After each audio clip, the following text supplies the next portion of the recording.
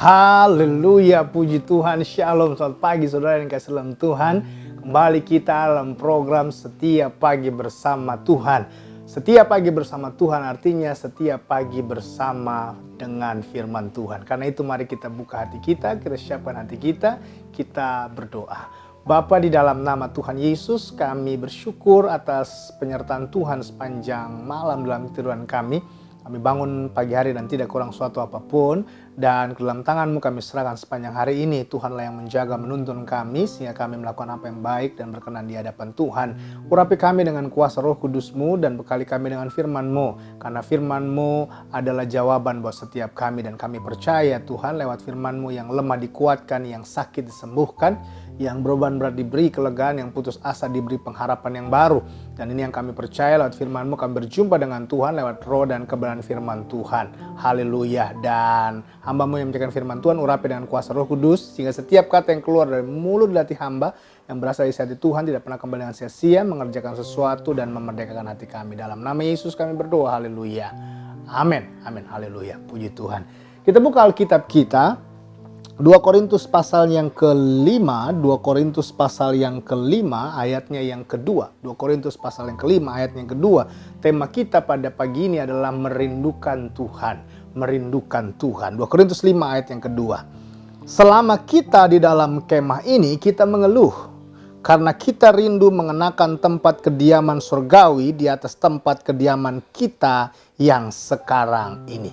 Saudara yang dikasih dalam Tuhan, Alkitab bilang, selama kita ada dalam kemah ini, atau selama kita ada dalam dunia ini, selama kita ada dalam kehidupan kita saat ini, kita mengisinya dengan mengeluh, kita mengisinya dengan kecewa, kita mengisinya dengan penyesalan, kita mengisinya dengan hal-hal yang menyedihkan, dan kadangkala kita mengisinya dengan hal-hal yang di luar kehendak Tuhan atau yang menyakiti hati Tuhan. Kita isi dengan dosa, kita isi dengan kesalahan-kesalahan kita, sehingga pada akhirnya saudara yang kasih dalam Tuhan, akhirnya kita lama-lama menjauh dari Tuhan. Kita lama-lama tidak bersahabat dengan Tuhan, kita malah bersahabat dengan dunia ini. Tetapi saya percaya bahwa jauh di hatimu yang paling dalam, jauh di kerinduan hati kita paling dalam, kita ingin bersama-sama dengan Tuhan. Karena tidak ada orang yang punya cita-cita, oh saya kalau udah besar mau jadi penjahat Pak Pendeta, oh kalau saya nanti menikah dengan pasangan saya, nanti tahun ke-10 saya mau cerai Pak Pendeta, nanti saya dapat lagi istri yang baru, atau dapat lagi suami yang baru. Nggak ada orang yang punya cita-cita seperti itu, tidak ada orang punya kerinduan seperti itu. Orang menikah punya kerinduan, keluarganya bahagia, diberkati, anak-anaknya nanti nurut dengan mereka, dan akhirnya apa? Mereka menjadi keluarga yang penuh dengan sukacita, iya kan? Orang yang membangun usaha bisnis, kerinduannya adalah usahanya bisa bukan hanya memberkati dia, tetapi bisa jadi berkat bagi banyak lain, bahkan bukan hanya jadi berkat bagi banyak orang lain, tetapi bisa mensupport pelayanan-pelayanan gereja. Itu kerinduan semua orang, saudara yang kasih dalam Tuhan. Dan saya percaya jauh di kerinduan hati kita tidak mau berbuat dosa, kita tidak mau menyakiti hati Tuhan, kita mau dekat dengan Tuhan. Itu kerinduan kita. Tetapi saudara yang kasih dalam Tuhan, pada kenyataannya kita di luar dari apa yang kita rindukan. Karena itu ayat ini sedang berbicara kepada kita. Selama kita dalam kemah ini kita banyak mengeluh. Tetapi ketika kita punya kerinduan yang lebih mendalam kepada Tuhan, maka saudara yang dikasih dalam Tuhan, kita akan lebih banyak bersuka cita. Dari ayat ini saya belajar pagi hari ini. Yang pertama, kalau kita punya kerinduan dengan Tuhan, yang pertama, kita tidak pernah menyalahkan siapapun. Tidak menyalahkan orang sekitar kita, tidak menyalahkan diri kita, tidak menyalahkan orang yang menyakiti kita, tapi kita bersyukur. Kenapa? Karena segala sesuatu yang Tuhan izinkan terjadi, Tuhan punya maksud yang indah, maksud yang baik, dan pasti akan mendatangkan kebaikan. Karena itu, kalau orang yang punya kerinduan dekat dengan Tuhan, dia tidak akan pernah mengeluh, tetapi dia akan bersyukur kepada Tuhan. Yang kedua yang saya pelajari, saudara yang kasih dalam Tuhan, orang yang punya kerinduan dengan Tuhan, saudara, bukan hanya dia tidak mengeluh, tetapi dia percaya bahwa langkah-langkah dia disertai Tuhan. Saya ulangi sekali lagi, yang kedua, dia percaya langkah-langkah dia disertai Tuhan. Nah, orang yang percaya langkah-langkah yang disertai Tuhan, dia akan terus bergerak maju, dia akan terus melangkah maju, dia akan terus berjalan maju. Kenapa saudara yang kasih dalam Tuhan? Karena dia tahu di depan sana ada rancangan Tuhan, di depan sana ada mujizat Tuhan, di depan sana ada cara Tuhan yang akan mengubah hidup dia. Yang kedua, orang yang punya kerinduan dengan Tuhan, dia percaya Tuhan menuntun dan menyertai langkah-langkah dia.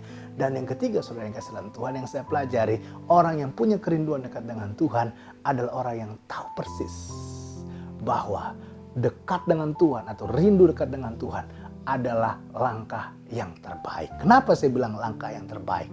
Karena tidak ada langkah yang paling terbaik dalam dunia ini selain kita rindu dekat dengan Tuhan. Karena waktu kita punya langkah dekat dengan Tuhan, kerinduan dekat dengan Tuhan, maka langkah kita sedang menuju kepada sorga. Betul, hari-hari ini kalau kita masih suka emosi, kurang sabar, hari-hari ini kita masih kurang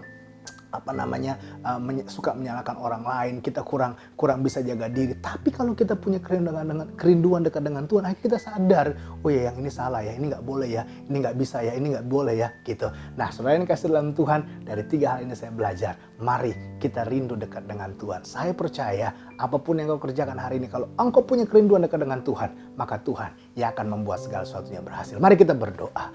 Bapa, di dalam nama Tuhan Yesus Kristus, kerinduan kami dekat dengan Tuhan, bahwa kami dekat dengan Tuhan. Karena itu ya Bapa, kami berdoa kalau hari-hari ini ada yang mereka menyaksikan program ini, tapi mereka sedang terbaring sakit. Kami berdoa dalam nama Yesus, biarlah kerinduan dekat dengan Tuhan dapat mengubah hati pikirannya dan juga dapat menyembuhkannya. Karena kami percaya oleh bilur Yesus sakit penyakitnya bersembuhkan. Dengan iman dia percaya oleh bilur Yesus sakit penyakit dapat disembuhkan. Karena itu apapun jenis sakit penyakitmu, pergi dalam nama Yesus dan jadi sembuh oleh bilur Yesus. Dengan iman setiap pagi katakan, aku sembuh oleh bilur Yesus Kristus. Dan kalau hari-hari ini kau punya hutang, hari-hari kau punya persoalan-persoalan pribadi, bawa kepada Tuhan. Karena kita percaya bahwa Tuhan adalah penyelesaiannya. Karena itu Bapa berdoa dalam nama Yesus, Engkau mendengar setiap seruan hati kami, dan Tuhan yang menolong, Tuhan yang menjamahnya. Terpujilah nama Tuhan, di dalam nama Yesus kami berdoa. Haleluya.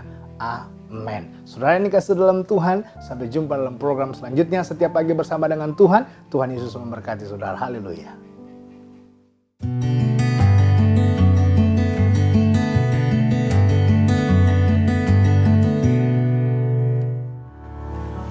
Ku nyanyi haleluya,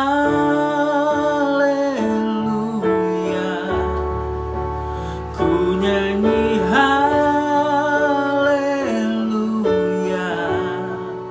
Sungguh kau hebat, ajaib berkasa.